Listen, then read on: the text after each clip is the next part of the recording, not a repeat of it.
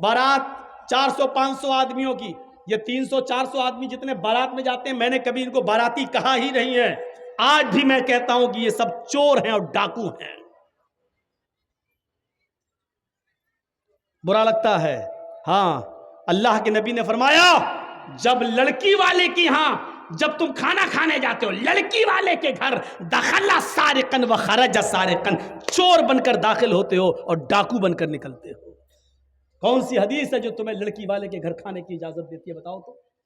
میری بیٹی ہے، جرجیت صاحب کا کام یہ ہے کہ نکاح پڑھوایا جائے داماد کے ساتھ اور بیٹی کا ہاتھ پکڑ کے داماد کو دعا دے کر رخصت کر دیا جائے. داماد کے ساتھ جو چلے آ رہے ہیں 100 200 500 آدمی، ان کو کھلانے کی ذمہ داری مولانا جرجیز کے اوپر نہیں ہے، شریعت نے نہیں دی ہے. شرم نہیں آتی؟ کھاتے ہو تو لڑکی والوں کے گھر کھاتے ہو، کھانا چاہیے تو لڑکے والوں کے گھر کھانا چاہیے. ولیمہ کرو، کون منع کرتا ہے؟ ولیمے میں 100 آدمی کی دعوت کر رہا ہے، بارات میں 500 آدمی لے جا رہا ہے. ولیمہ کر، نہ 500 نہیں 1000 کو بلا. ایک دن ولیمہ کر، دوسرے دن بھی کر، 20 دن ولیمہ کر، شریعت تجھے اجازت دیتی ہے. تجھے خوشیاں کر، لیکن لڑکی والے پر بوجھ مت بن. لڑکی والے نے 18 سال 20 سال پال پوس کر اپنی لڑکی بڑی کر کے تجھے دے دی، بہت بڑا کام کر دیا، یہ بہت بڑی قربانی دے دی.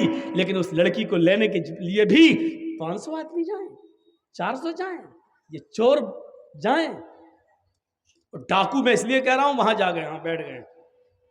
معلوم ہے کہ اب بڑا نہیں کھلائے گا. کیوں؟ کیونکہ لڑکے کے باپ نے پہلے ہی کہہ دیا 400 لے کے آ رہا ہوں. جہیز میں 2-4 آئٹم کم دے دینا چلے گا، لیکن مہمانوں کی عزت اچھی کر لینا. ہمارے ساتھ جو 300 آدمی باراتی آ رہے ہیں نا، ان کی خاطری اچھی طریقے سے کر لینا. یہ بھیک مانگنے کی انٹرنیشنل اسٹائل ہے. مطلب جانتے ہو کیا ہوا؟ جرجیت صاحب کا بیٹے کی شادی، جرجیت صاحب کیا کہہ رہے ہیں سنو، موٹر آئٹم 1-2 کم کر لینا جہیز میں چلے گا، لیکن 250-300 آدمی جو لے کے آ رہا ہے نا، ان کی خاطری ذرا اچھی کر دینا. یہ اچھی کر دینے کا مطلب سمجھ رہے ہیں آپ؟ مطلب بڑے کا آئٹم نہیں، سب مٹن رہنا چاہیے. چکن بھی پولٹری والا نہیں، دیشی رہنا چاہیے. یہ بھیک مانگنے کی ایک نئی سٹائل ہے، انٹرنیشنل سٹائل. اور جو یہ کہتا ہے تو کتنا بڑا امیر بنا ہو، چاہے کتنا ساہوکار، مولوی جرجیز کہتا ہے تو انٹرنیشنل بھکاری ہے. جا، برا لگتا ہے تو لگتا رہے. تیرا امیر پن اور تیرا ساہوکاری پن میرے جوتے کے بوٹ کے نیچے نہیں سمجھتا تجھے کچھ. کیا کرے گا تو میرا کر لے. لڑکی والے پر بوجھ بنے گا، لڑکی والے کے ہاں کھانا کھائے گا، لڑکی والے کے ہاں بارات میں 250-300 آدمیوں کو لے کے جائے گا. لڑکی والے کے اوپر کوئی ذمہ داری عائد نہیں ہوتی ہے کہ وہ سب کو کھلائے. اس چیز کو ختم کریے سماج سے. اور انٹرنیشنل بھکاریوں کو دیکھیے، کون بائک دے دینا، میرا لڑکا 5 لاکھ کی دکان پہ بیٹھتا ہے، تو 50,000 کی بائک بھی نہیں دے سکتا. ابے کٹورا لے کے بھیک مانگنا. دروازے پر جرجیز کے جب کوئی لنگڑا آدمی آتا ہے تو 10 روپے دینے میں فخر ہوتا ہے کہ چلو پیروں سے معذور ہے، کمانے کے لائق نہیں ہے. ایک اندھا آتا ہے 100 روپے دینے میں اچھا لگتا ہے، آنکھوں سے اندھا، کمانے کے لائق نہیں ہے. ان بیچاروں کو بھکاری سمجھ کر دے دیتا ہوں، یہ بیچارے کمانے کے لائق نہیں ہیں. دونوں ہاتھوں سے مضبوط، ہٹا کھٹا، موٹا تازہ تندرست امیر باپ کی بگڑی ہوئی اولاد، اور اپنے لڑکے کے نام پر موٹر سائیکل مانگ رہا ہے. ایمانداری کے ساتھ بتاؤ، اندھا لنگڑا لولا جو اللہ کے نام پہ 10-20 روپے مانگے وہ بڑا بھکاری ہے، یا جو اپنے بیٹے کے نام پہ بائک مانگے وہ بڑا بھکاری ہے؟ مولوی جرجیز کی نظر میں انٹرنیشنل بھکاری وہ ہے جو اپنے بیٹے کے نام پر بائک مانگ رہا ہے. تو انٹرنیشنل بھکاری ہے بے ایمان کمینے. تو اس بھکاری سے بڑا ہے جو لنگڑا اور لولا اور اندھا اور اپاہج ہے. تو اس بھکاری سے بڑا ہے، تو انٹرنیشنل بھکاری ہے. شرم آنی چاہیے، شرم. تو یہ چیزیں ہمیں اپنے سماج سے دور کرنے کی ضرورت ہے. حضرت عمر فاروق کے زمانے میں تو ایک ایک چیز پر نظر رکھی جاتی تھی، ایک ایک چیز پر. حضرت عمر رات کی تاریکی میں گشت کر رہے ہیں. اب دیکھیے، اچھا یہاں دیکھتا ہوں میں، بس میں نے دیکھ لیا ہے. اب سنیے، میری نظر میں آ گیا، میری آنکھوں نے فوٹو کھینچ لیا اس کا۔ حضرت عمر رات کی تاریکی میں گشت کر رہے ہیں، ایک دروازے سے کے پاس سے گزرتے ہیں، اندر ایک عورت کے کراہنے کی آواز آتی ہے۔ آگے بڑھتے ہیں تو سنتے ہیں کہ ایک عورت شعر پڑھ رہی ہے، اور شعر پڑھتے ہوئے کہہ رہی ہے، اگر مجھے عمر کے سپاہیوں کا ڈر نہ ہوتا تو آج میں نضر ابن حارث کو اپنے گھر بلاتی، اور آج میری چار پائیوں کی چولیاں بول رہی ہوتی۔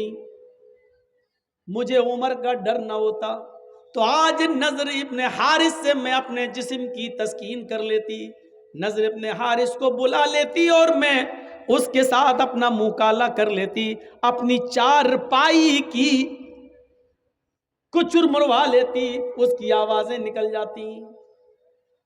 یہ عربی میں شعر پڑھ رہی تھی جس کا ترجمہ میں نے آپ کے سامنے رکھ دیا۔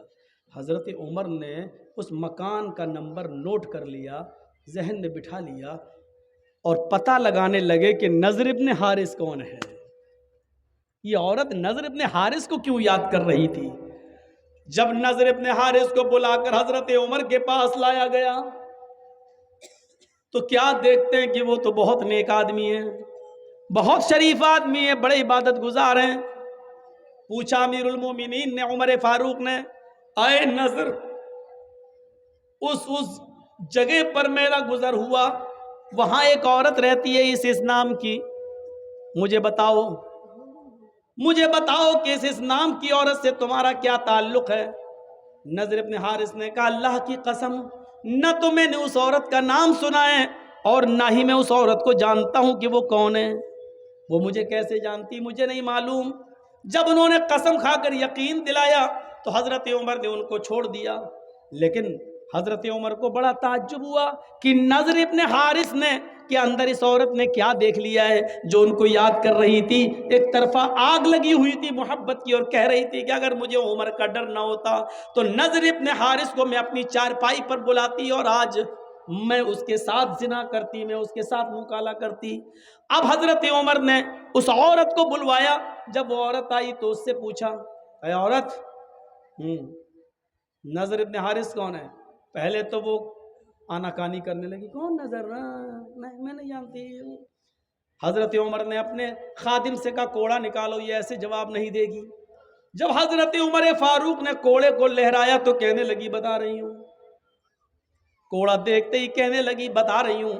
پھر اس نے بتایا کہ نضر ابن حارث مجھے نہیں جانتا، لیکن میں نضر ابن حارث کو اچھی طرح جانتی ہوں، اور میرا دل اس کے اوپر آمادہ ہے۔ میرا شوہر کئی سالوں سے گیا ہوا ہے، ابھی تک لوٹ کر نہیں آیا ہے۔ تو کہا، یہ بتاؤ، نضر ابن حارث تو تمہیں جانتے ہی نہیں ہے، پھر کیا بات ہے؟ تمہیں نظر کے اندر کیا چیز اچھی لگی؟ کون سی چیز ہے نظر کی جس نے تمہارے دل میں نظر کے لیے جگہ بنا لی؟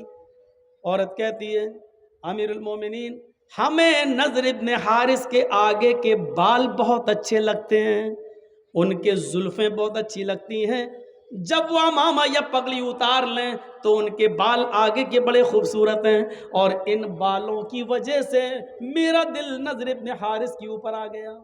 آپ نے کہا، جاؤ۔ اب نضر ابن حارث کو دوبارہ بلایا گیا۔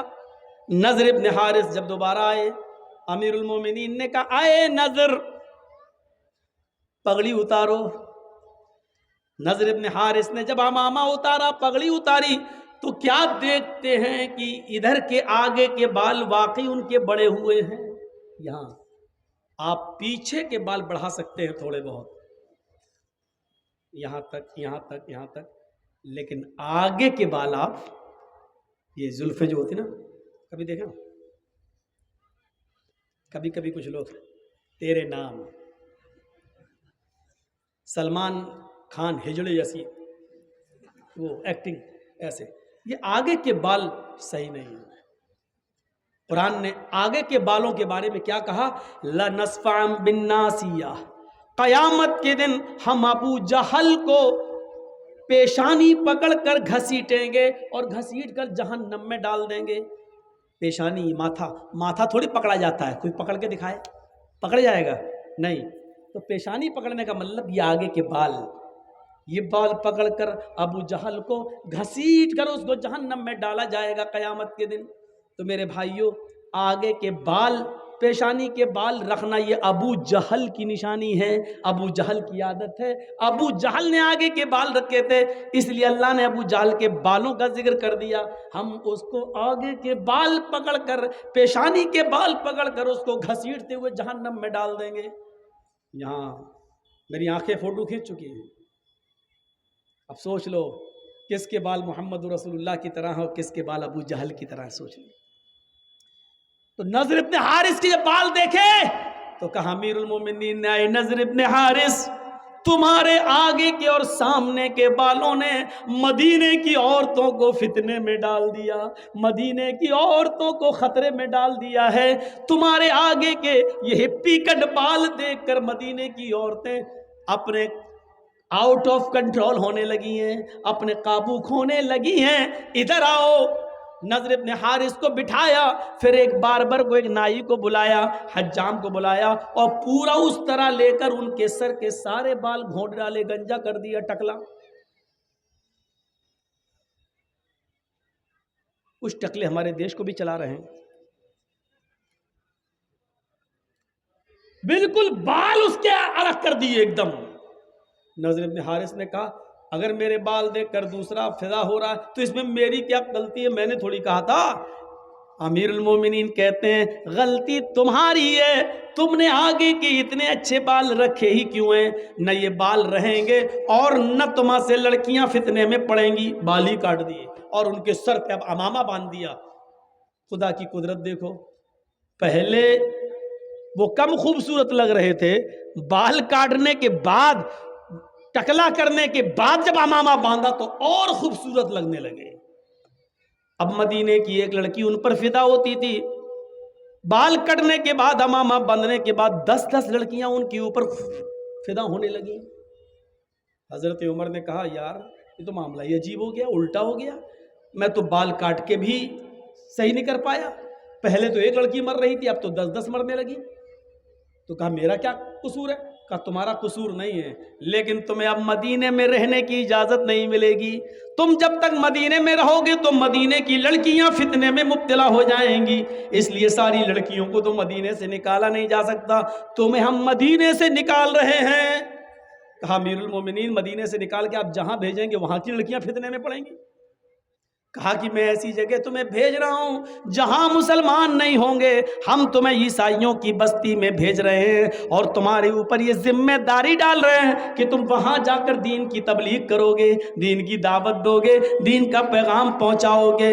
وہاں رہنے کے بعد اگر کوئی اسلام لے آتی ہے اور اس کے بعد تم سے شادی کرنا چاہتی ہے تو شادی کرنے میں کوئی حرج کی بات نہیں ہے، کم سے کم مدینے کی لڑکیاں تو فتنے میں محفوظ رہیں گی فتنے سے۔ نضر ابن حارث کو دوسری کنٹری میں بھیج دیا، دوسرے شہر میں بھیج دیا اور ذمہ داری دے دی کہ اتنے مہینے میں، اتنے دن میں اتنا کام، اتنا دعوت، اتنی تبلیغ کر کے اور پوری ایک لسٹ بنا کر ہمیں بھیجو۔ جب دن بھر کام ہی میں رہو گے اور پھر یہ عیسائی ہونے کی وجہ سے شاید مسلمان سمجھ کر تم سے پیار ہی نہ کریں، اس لیے تم ان سے دور رہنا اور تم بھی اور ان کے فتنے میں مت آنا۔ تو میرے پیارے ساتھیوں، حضرت عمر یہ کرتے تھے، ایک کے بڑے بال دیکھے تو اس کو بھی کاٹ ڈالے۔ ہمارے سماج کے اندر ابھی کوئی لڑکا کسی لڑکی کو لے کر بھاگ جائے، پنچایت بیٹھ جائے گی، دوسرے دن مکھیا آ جائیں گے، سرپنچ صاحب آ جائیں، صاحب تیرا لڑکا اس لڑکی کو لے کے بھاگا، ہاں کیا ہو؟ 2 لاکھ روپے جرمانہ دو، اس کی لڑکی کی زندگی بیکار ہو گئی، بیچاری بدنام ہو گئی، یا اس لڑکے کے ساتھ اب نکاح کرو، چلو، یا تو نکاح کروا دیا جائے گا یا جرمانہ متعین کر دیا جائے گا۔ جس طرح لڑکا لڑکی کو لے کے بھاگ رہا ہے، اس کی پنچایت تم بٹھا دیتے ہو۔ سماج کے اندر کسی کے آگے کے بڑے بال ہیں، کتنی پنچایتیں بٹھائی ہیں۔ شراب کوئی پیتا ہے سماج کے اندر، کبھی پنچایت بٹھائی ہے؟ نماز نہیں پڑھتے ہیں لوگ، مسجدوں کے سامنے چائے کی ہوٹلوں پہ بیٹھے رہتے ہیں، ان پنچوں نے کبھی بیٹھ کر ان بے نمازیوں کے لیے کوئی میٹنگ کی ہے؟ نہیں میرے بھائیوں، سماج کا ایک بڑا حصہ ہے، آپ کو یہ کرنا پڑے گا، آپ کو یہ کرنا پڑے گا۔ حضرت عمر فاروق رضی اللہ تعالیٰ عنہ نے ایک بار فجر کی نماز پڑھائی، اور فجر کی نماز پڑھانے کے بعد جب سلام پھیرا، جب سلام پھیرا تو کیا دیکھا کہ ایک آدمی کی فجر کی نماز میں ایک رکعت چھوٹ گئی، یعنی وہ بعد میں آیا تھا، حضرت عمر ایک رکعت پڑھا چکے تھے، وہ بعد میں آیا تو ایک رکعت میں شامل ہو گیا۔ تو اب جب سلام پھیرا جائے گا تو ایک رکعت بعد میں پڑھے گا نا، وہ پوری کرے گا۔ تو حضرت عمر نے اس کو دیکھا، یہ بعد میں آیا، پھر دیکھتے رہے، پتہ چلا ایک ہی رکعت اس نے پڑھی، یعنی ایک مل گئی تھی، ایک پڑھ لی اور ایک بعد میں پوری کر لی۔ حضرت عمر نے اس کو کچھ نہیں کہا۔ جب باہر نکلے تو خفیہ جو CID ہوتی ہے، خفیہ CID جو گپت طریقے سے پتہ لگا کے خبر دیتی ہے کہ یہاں اسلام کے خلاف یہ لوگ ہیں، یہ ષڈینتر رچ رہے، تو خفیہ CID کو بلایا اور کہا کہ دیکھو وہ آدمی جو وہ دیکھو، وہ کہاں، ہاں دیکھا، اس کا نام ڈائری پہ نوٹ کرو۔ CID نے نوٹ کر لیا۔ کہا کہ اس کے بارے میں پتہ لگانا، یہ روز دیر سے آتا ہے یا آج ہی دیر سے آیا ہے، نظر رکھنا، میں تو دوسری بستی میں دوسرے علاقے میں جا رہا ہوں، کل بھی دیکھنا اور پرسوں بھی دیکھنا، اگر کل بھی دیر سے آیا اور پرسوں بھی دیر سے آیا، اگر یہ 3 دن دیر سے آیا تو میں اس کو سزا دوں گا۔ CID نے کہا کیا سزا دیں گے؟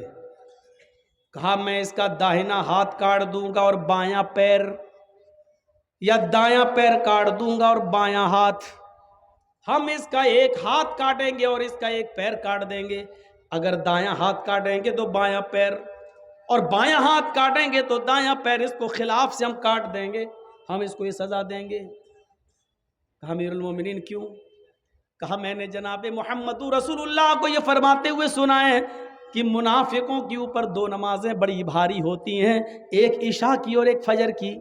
وہ عشاء کی نماز میں سستی کرتے ہیں اور فجر کی نماز میں تاخیر سے آتے ہیں۔ اگر یہ 2 دن اور دیر سے آیا تو میں سمجھوں گا کہ یہ منافق ہے۔ 3 دن اگر مسجد میں دیر سے آیا تو میں سمجھوں گا کہ منافق ہے۔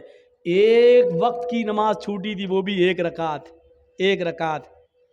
صرف جمعے ہی کے دن نماز پڑھنے والوں، ذرا اپنے گریبانوں میں جھانک کر دیکھو کہ ہم مسلمان ہیں کہ نہیں ہیں۔ اس کی فجر کی نماز نہیں چھوٹی تھی، ایک رکعت چھوٹی تھی، نماز تو مل گئی تھی، ایک رکعت تو ملی تھی، ایک رکعت بعد میں پوری کر لی۔ پیشاب پائخانے میں بھی دیر ہو سکتی ہے، سو کر اٹھنے میں بھی دیر ہو سکتی ہے، موبائل کا زمانہ نہیں تھا، الارم کا زمانہ نہیں تھا، آنکھ دیر سے بھی کھل سکتی ہے، بیچارہ سو گیا ہوگا یا جنگل میں کھیت میں لیٹرین اور پیشاب کرنے جانا پڑتا، ہو سکتا ہے کہ لیٹرین میں دیر ہو گئی ہو، بیچارے کو آنے میں کوئی بھی وجہ ہو سکتی ہے، لیکن حضرت عمر نے فوراً سزا نہیں دی، کہا ہو سکتا ہے ایسا، اس لیے آج دیر ہو گئی ہو، لیکن کل بھی دیکھنا اور پرسوں بھی دیکھنا، روز دیر تھوڑی ہوگی۔ اگر منافقت اس کے اندر آ گئی ہوگی تو یہ کل بھی دیر سے آئے گا اور پرسوں بھی دیر سے آئے گا، اور 3 دن دیر سے آیا تو میں اس کا ایک ہاتھ کاٹ دوں گا اور ایک پیر کاٹ دوں گا۔ ذرا اس واقعے کی روشنی میں ہم اپنے گریبانوں میں جھانکیں اور دیکھیں، سوچیں اور دیکھیں کہ ہم کتنے پکے مسلمان ہیں، صرف جمعے کے دن مسجد میں آ رہے ہیں، جمعے کے دن کی بھی فجر کی نماز ہم نہیں پڑھے ہوتے ہیں، اور جمعے کے دن ہم پہلی صف میں آ کے بیٹھیں 11 بجے سے، مولانا جرجیس صاحب خطبہ دیں گے، 11 بجے سے مسجد بھر گئی، جو پورے ہفتے مسجد میں نہیں آیا مولانا جرجیس کا خطبہ سننے کے لیے آج پہلی صف میں بیٹھا، سعودی عرب کا رومال ڈال کے، جنت الفردوس بھی لگایا، خوشبو آ رہی ہے، پہلی صف میں بیٹھا ہوا ہے بیچارہ، سعودی عرب کا رومال بھی ڈالا ہوا ہے، اور جمعے کے دن نماز پڑھ کے نکلا، داڑھی پہ ہاتھ پھیرتے، ایسا لگ رہا ہے جیسے اللہ تعالیٰ پہ بہت بڑا احسان کر کے آیا ہے۔ سماج کے لوگ میٹنگ کریں، بتائیں ان بے نمازیوں کے لیے آپ کے ہاں کتنے ایکشن لیے گئے، کتنے ایکشن؟ آپ جواب نہیں دے پائیں گے اس بات کا، آپ جواب نہیں دے سکتے اس بات کا، کتنے ایکشن لیتے ہیں آپ؟ شرابیوں پر ایکشن نہیں، جواریوں پر ایکشن نہیں، صرف لڑکا لڑکی لے کے بھگ جائے تو ایکشن لے لیتے ہیں آپ۔ آپ کی ذمہ داری بنتی ہے، آپ کی ذمہ داری بنتی ہے میرے بھائیوں، ہمیں ان چیزوں کو دیکھنا ہے، ہمیں ان چیزوں پر نظریں ڈالنا ہے، اپنے سماج میں ان عورتوں کو بھی دیکھنا ہے، بے پردگی عام ہوتی چلی جا رہی ہے، ان کے پہناوے پر بھی نظر ڈالو۔ اللہ کے نبی نے فرمایا نساء کاسیات عاریات ممیلات و مائلات، ایک ایسا زمانہ آ جائے گا کہ تم عورتوں کو دیکھو گے کہ بظاہر تو وہ کپڑے پہنے ہوئے ہوں گی، لیکن حقیقت میں وہ کپڑے نہیں ہوں گے، وہ اندر سے برہنہ ہوں گی، اندر سے ننگی ہوں گی۔ دیکھ لیجیے آپ، ہاف آستین کے کپڑے پہن رہی ہیں آپ، جو غیر شادی شدہ ہیں، جن کی شادی نہیں ہوئی، وہ شلوار سوٹ پہنتی ہیں، آستینیں کھلی ہوئی ہیں، دوپٹہ بھی اب سر پہ نہیں رہا، اللہ کے رسول جب معراج پہ گئے تو آپ نے دیکھا کہ کچھ عورتوں کو سر کے بال پکڑ کر ایک درخت سے لٹکا دیا گیا جہنم کے اندر، اور ان کو الٹا الٹا ان کو گھمایا جا رہا ہے، اور ان کے ہاتھ پیچھے سے باندھ دیے گئے ہیں، اور ان کے دونوں سینوں میں، عورتوں کے دونوں سینوں میں کھنجر بھونک دیے گئے ہیں یہاں سے، اور یہاں نکال لیا گیا ہے، یہاں سے کھنجر ڈالا، یہاں نکالا گیا ہے۔ پوچھا اللہ کے نبی نے، جبریل یہ کون عورتیں ہیں جن کو اتنا دردناک جہنم میں عذاب دیا جا رہا ہے، جن کے سر کے بال پکڑ کر ان کو لٹکا دیا گیا ہے اور ان کے سینوں میں کھنجر چبھو دیے گئے ہیں؟ جبریل نے فرمایا، اے اللہ کے نبی، یہ وہ عورتیں ہیں جو دنیا میں اپنے بال کھول کر چلا کرتی تھیں، اپنے بالوں کو دوپٹے سے نہیں ڈھانکتی تھیں، اپنے سر پر اوڑھنیاں نہ ڈالا کرتی تھیں، اپنے سروں پر اوڑھنیاں نہیں اوڑا کرتی تھیں، یہ کھلے بال لے کر چلتی تھیں، بازار میں، اسکولوں میں، کالجوں میں ان کے بال کھلے رہتے تھے، اور یہ وہ عورتیں جن کے سینوں میں کھنجر ڈال دیے گئے ہیں، یہ اپنے سینوں پر اوڑھنیاں، چادر نہیں ڈالتی تھی، اتنا ٹائٹ کپڑا پہنتی تھی کہ کپڑا پہننے کے باوجود ان کے سینے کا حصہ اٹھا ہوا نظر آتا تھا۔ غیر مرد ان کے سینے پہ نظر ڈالا کرتے تھے، آج ان کے سینوں کو چبھو دیا گیا ہے، ان کے سینوں میں کھنجر ڈال دیا گیا ہے، ان کے سینوں میں کھنجر بھونک دیا گیا ہے۔ ہماری ماں بہنیں یہ عذاب پہ کہیں مبتلا نہ ہوں، ان کے سر کے بال پکڑ کر ان کو لٹکایا نہ جائے، ان کے سینوں میں کہیں کھنجر نہ چبھ ہو جائیں۔ ان کو کہو اپنی بیٹیوں سے اسکول میں جائیں تو کم سے کم اوڑھنیاں اور ڈھیلی چادر اپنے جسموں پہ ڈال لیں۔ فرمایا ایک ایسا زمانہ آ جائے گا کہ عورتوں کو دیکھو گی کہ کپڑے پہننے کے باوجود ننگی ہوں گی، ممیلات و مائلات، لوگوں کی طرف مائل ہوں گی اور ان کو اپنی طرف مائل کریں گی، اتنا میک اپ کریں گی، لال رنگ کا کپڑا تو لال رنگ کی لپسٹک، بلو رنگ کا کپڑا تو بلو رنگ کی لپسٹک، ہرے رنگ کا کپڑا تو ہرے رنگ کی لپسٹک، میچنگ نہیں بگڑنی چاہیے، میچنگ نہیں بگڑنی چاہیے۔ یہ میک اپ اتنا کریں گی کہ نوجوانوں کو اپنی طرف کھینچیں گی اور خود نوجوانوں کی طرف کھنچ جائیں گی۔ لا يدخلن الجنت ولا یجدن ریحھا، یہ عورتوں کو جب دیکھو تو سمجھ لینا یہ عورتیں کبھی جنت میں داخل نہیں ہوں گی اور جنت کی خوشبو بھی نہیں پائیں گی۔ ایسی عورتوں پر اللہ نے جہنم واجب کر دی اور جنت کو حرام کر دیا، یہ عورتیں کبھی جنت کے اندر داخل نہیں ہوں گی۔ جنت میں داخلے کے لیے ڈھیلا ڈھالا کپڑا ضروری ہے، پردہ ضروری ہے۔